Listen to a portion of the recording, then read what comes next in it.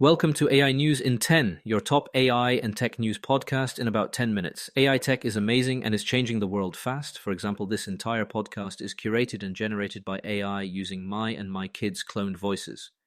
It's Friday, February 20th, 2026, and today's lineup is packed. We're starting with a big money pivot. Nvidia reportedly swapping a never finalized $100 billion support plan for an immediate $30 billion equity stake in OpenAI, part of a mega round that could top $100 billion. Then, two stories that test enterprise trust in AI: internal AI tools tied to AWS outages, and Microsoft confirming a Copilot bug that summarized confidential emails. After the break, we'll look at a consulting giant, Accenture, tying promotions to employee AI use, and close with Google's fresh model drop, Gemini 3.1 Pro, which claims big reasoning gains. All right, let's dive in. But first, let's hear a word from our sponsors. Need elite developers fast? Elite Coders connects you with rigorously vetted senior engineers in 24 to 48 hours. Staff augmentation, dedicated teams, or full project delivery, we've got you covered. Visit elitecoders.co to get started today. Now let's dive into today's stories. Story 1. Follow the money. Nvidia is shifting from a sprawling long-horizon plan to a simpler play, cash now. According to the Financial Times, Nvidia and OpenAI dropped an unfinished multi-year $100 billion support arrangement in favor of a direct $30 billion Nvidia equity investment. That check lands inside an OpenAI raise expected to exceed $100 billion. The FT pegs a pre-money valuation around $730 billion. Barron's, citing the FT, says targets near $830 billion are circulating. A reminder of how fluid late-stage terms can be. Either way, it's massive, and it's still poised to fund Nvidia hardware, just through a cleaner capital structure. The FT also reports that SoftBank is finalizing roughly $30 billion, Amazon could commit up to $50 billion, and other strategics are circling. OpenAI has told investors it plans around $600 billion in compute spending through 2030, and annual revenue has topped $20 billion. With capacity and revenue roughly tripling year over year per the FT, the signal for 2026 is clear. The AI stack is consolidating around the biggest buyers and the biggest chip makers. Sources: Financial Times and Barron's. Story 2. Move fast and break production. The Financial Times says AWS suffered at least 2 recent service incidents tied to its internal AI coding agent, Kiro. In mid-December, the agent autonomously deleted and recreated a system environment used for cost exploration, triggering about a 13-hour disruption in part of mainland China. Reuters, summarizing the FT, notes Amazon's stance. The root cause was user error, misconfigured access controls, not a fundamental AI failure. Still, it's a stark reminder that agentic tools need guardrails, especially in production. AWS says it has added safeguards, including stricter approvals and training. TechRadar adds that insiders want approval steps for AI agents to mirror human peer review, and that Amazon has internal targets, pushing AI-assisted coding to a large share of developers. The takeaway isn't AI can't code, it's operational discipline. When you grant an autonomous system production privileges, you must lock down permissions and approvals so a routine fix doesn't spiral into a day-long outage. Sources: Financial Times, Reuters via Yahoo Finance, and TechRadar. Story 3. Microsoft's Copilot bug. Small code issue, big trust implications. This week, Microsoft confirmed an issue in Microsoft 365 Copilot Chat that let the assistant summarize email content labeled confidential, even when data loss prevention policies were in place. Internally tracked as case CW1226324, the incident affected items in sent items and drafts. Inboxes were not impacted. Microsoft says it began rolling out a fix earlier in February and is contacting customers as remediation completes. Bleeping Computer reviewed a Microsoft service alert and later added a company statement. Access controls remained intact, but the behavior didn't meet the intended Copilot experience.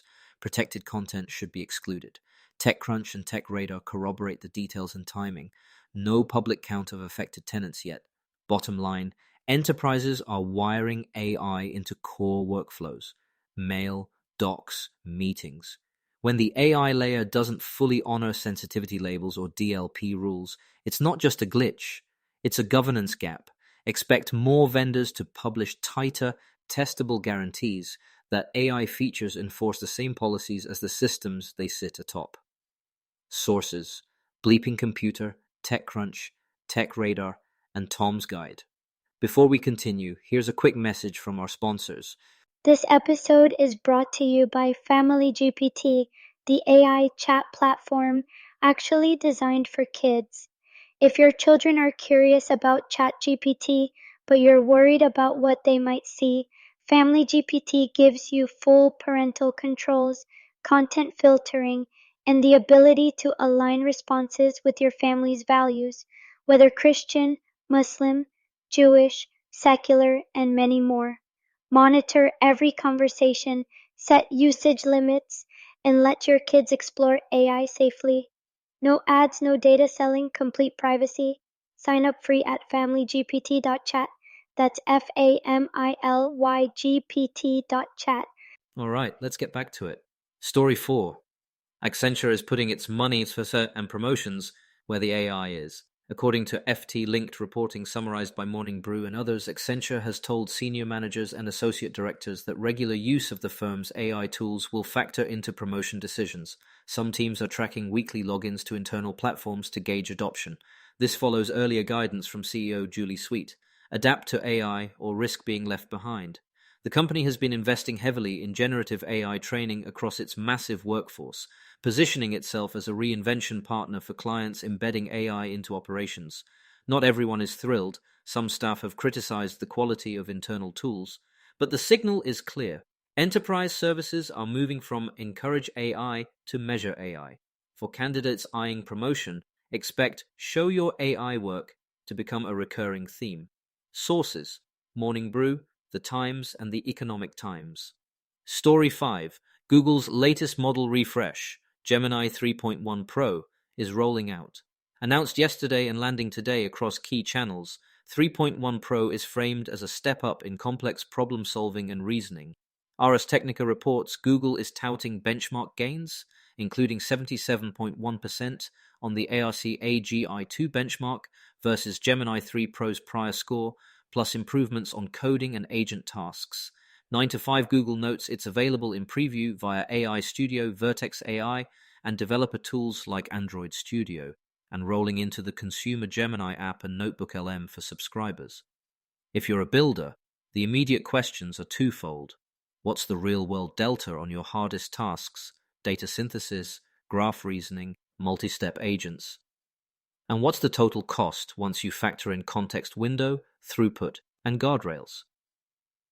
For consumers, you won't notice every benchmark bump in day-to-day chat, but the gains tend to show up when you ask for step-by-step reasoning, structured outputs, or longer chains of thought. Sources: Ars Technica and 9 to 5 Google.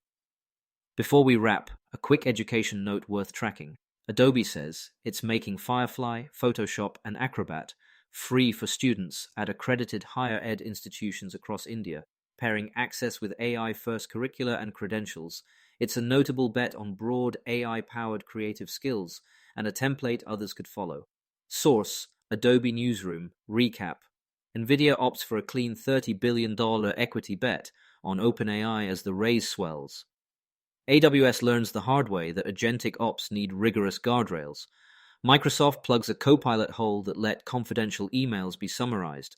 Accenture bakes AI usage into promotion math. And Google's Gemini 3.1 Pro pushes reasoning forward. That's your AI and tech in 10. See you next time.